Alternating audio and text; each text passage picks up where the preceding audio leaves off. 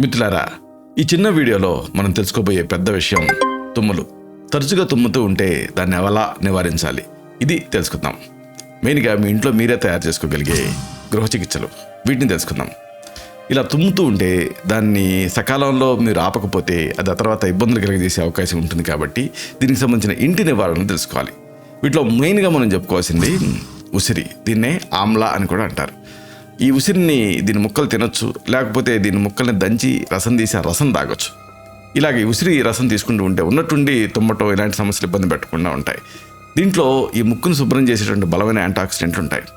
అలాగే ఇంకొక చక్కటి ఇంటి వైద్యం అల్లం ఇంకా తులసి కాంబినేషన్. అల్లం తులసి ఈ రెండింటిని కలిపి తీసుకోవటం వల్ల తుమ్ములను ఆపొచ్చు. అలాగే ఇదే సమయంలో దీన్ని కాంబినేషన్ తీసుకోవడం వల్ల జలుబు, దగ్గు, అన్ని రకాల అలర్జీలు వీటన్నిటిని దూరంగా ఉంచవచ్చు.